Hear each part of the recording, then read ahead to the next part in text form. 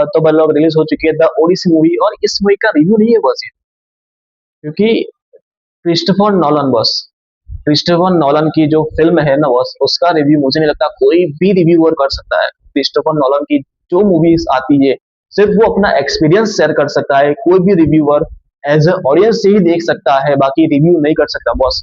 बाकी उसको कैसी लगी है वो कह सकता है कि भाई मेरे को इसकी लेंथ ऐसी लगी है, या फिर जो सिनेमाटोग्राफी है उसका वीएफएक्स सीजीआई, और फिर उन्होंने जो 70 IMAX कैमरे से शूट की है वो उसका एक्सपीरियंस वो जस्ट शेयर कर सकता है कोई भी रिव्यूअर। बाकी इस मूवी का रिव्यू ना कोई नहीं देख सकता है। ये मूवी क्या भाई, उनकी जो भी इंटरस्टेलर है, ओपनहाइमर है, जितनी भी टेनेट मूवी है, या फिर द डार्क नाइट वाली जो बैटमैन की थी, नहीं बॉस, कोई रिव्यूअर नहीं कर सकते इसका रिव्यू।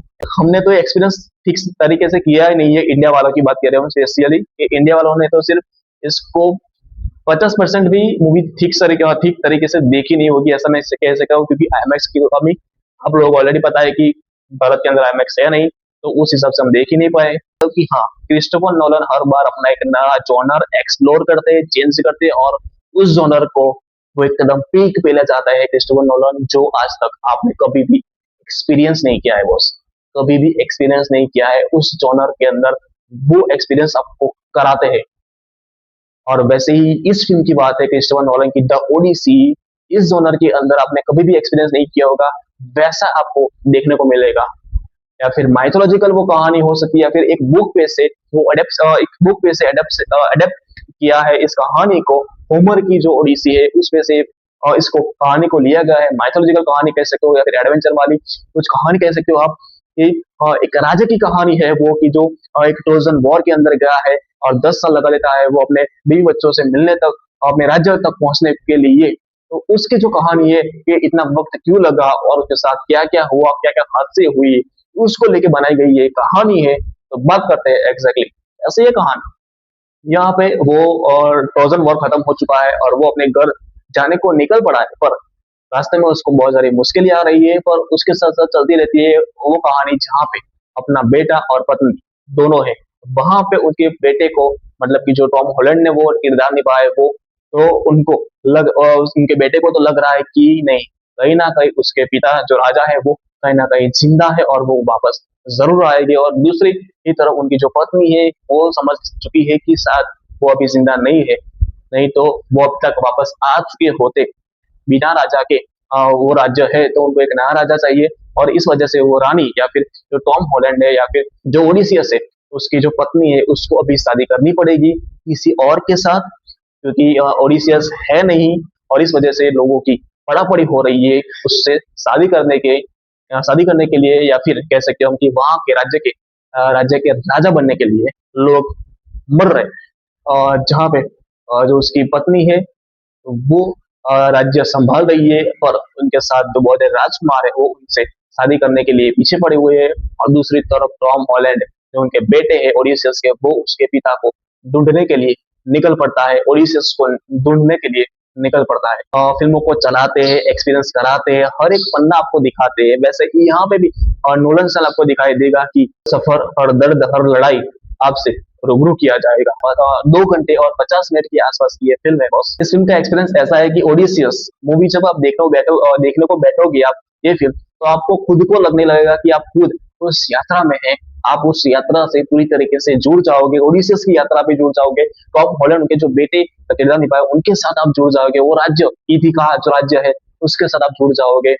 आप जब ये देखने बैठोगे ना, तो वैसा एक्सपीरियंस आपको लगेगा बस। ये फिल्म सभी को पता है कि ये फिल्म फर्स्ट टाइम ऐसे आईमैक्स कैमरे से शूट की गई है, जो क्रिस्टोफर नॉलन इकलौते दुनिया के इकलौते इंसान है जिन्होंने ये कारनामा किया है बॉस। ये कारनामा किया है क्रिस्टोफर नॉलन, दुनिया के एकमात्र खिलाड़ी कह सकते हैं, एकमात्र फिल्म मेकर है बॉस। आपको फर्स्ट टाइम वो रोशनी, यार रात के अंदर जो रोशनी होती है वो आग की, समुद्र समुद्र का विशाल जो दृश्य है वो बॉस, वहां दिखाई दिया तूफान, उन वहां स्क्रीन पे दिखाई देने वाले लाजवाब राक्षस बॉस, सब कुछ अविश्वसनीय स्तर पे आपको देखने को। इस फिल्म के अंदर उन्होंने 100% 70 mm IMAX ही यूज किया है, ना कि 2%, 20%, 30%, 50% नहीं, पूरे के पूरे 100% तरीके से। बाकी दूसरी मूवीज के अंदर उन्होंने 30%, 40% या फिर 50% भी यूज किया है, IMAX 70 mm पर इस फिल्म के अंदर पूरी तरीके से यूज किया है 100% बॉस। और यही इस फिल्म को एक लाजवाब एक्सपीरियंस की ओर आगे बढ़ाती है। Background music boss, background music भी एकदम लाजवाब शक्तिशाली लगता है, आपको एकदम एनर्जेटिक फील होता है। और वो एक्सपीरियंस बॉस अलग ही लेवल पे है। और जो साइक्लॉप्स साइक्लॉप्स वाला जो हिस्सा है बॉस, वो आपको हॉरर लग सकता है या फिर डरावना आपको लग सकता है। और आपको लगेगा कि यार क्रिस्टोफर नॉलन को हॉरर ज्यादा बनाना चाहिए, हॉरर को ज्यादा एक्सप्लोर करना चाहिए, बस आपको ऐसा लगेगा। नॉलन बस ऐसी एक कल्पना या फिर रहस्यमय कहानी है जो बहुत सालों तक लोगों ने सुनी थी या फिर बुक के अंदर थी, नॉवेल के अंदर थी, और उसको बड़े पर्दे पे लाना और इस तरह से प्रेजेंट करना, क्या नोलन कर पाएंगे? और हमको ऐसा लग रहा है अभी कि वो नोलन ही शायद कर सकते हैं। कि उनके मैट डेमन ने बॉस क्या फाड़ू एक्टिंग करता है बंदा। और एन्नी एन्नी हाथवे ने भी अच्छा खासा काम किया है इसके अंदर। छोटा सा रोल है पर प्रभावशाली वो भी लगती है बॉस। स्पाइडी भी अच्छे खासे बोले वाले जो लड़के का किरदार जो स्पाइडरमैन के अंदर निभा रहे हैं, वैसे उनका जो लुक है, मतलब कि एकदम भूलापन या फिर मासूमियत के साथ उन्होंने भी एक्टिंग की है इसके अंदर बॉस। जिंडिया का भी काम अच्छा है बॉस, छोटा है पर शुरुआत के अंदर लिखा हुआ आता है कि टाइम ऑफ अपैरेंट मैजिक, और इसका अर्थ होता है कि एक ऐसा समय जहां जादू जैसा प्रतीत होता था। जहां पे ओपनहाइमर जो 2023 में आई थी, वो मानव द्वारा बनाई गई शक्तिशाली विनाशकारी शक्ति की कहानी थी।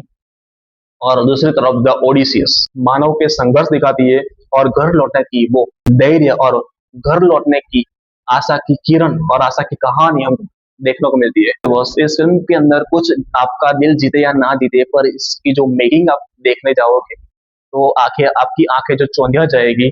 आपके कुछ जो सीन्स है ना, वो आपके अंदर ऐसे दिमाग के अंदर फिट हो जाएंगे बॉस।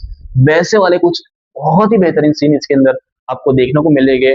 और क्या बोलते हो कि कुछ ऐसे इमोशनल वाले भी कुछ सीन्स है आपको देखने को मिलेंगे कि आपको इमोशनल ही आपके साथ कनेक्ट हो जाएंगे। वैसे भी बॉस मेकिंग के अंदर नहीं ध्यान दे रहे, पर वो जो ऑडियंस की जो अंदर की इमोशन है उसके साथ भी अच्छा खासा जुड़ाव वो करते हैं बॉस, जो ऑडियंस को चाहिए।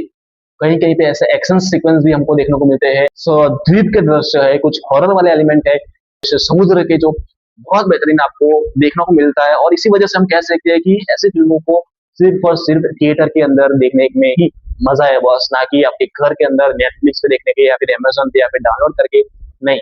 बल्कि ऐसे फिल्मों को थिएटर के अंदर एक एक्सपीरियंस की दृष्टिकोण से देखने के लिए ही बनाया जाता है। होमर की बुक पे से ओडिसियस जो उनको एक ट्रोजन वॉर के अंदर जाना पड़ा था, इथिका अपने राज्य को छोड़ के, अपने बीवी बच्चों को छोड़ के वो वहां पे राज्य के लड़ाई के लिए जाना पड़ा था।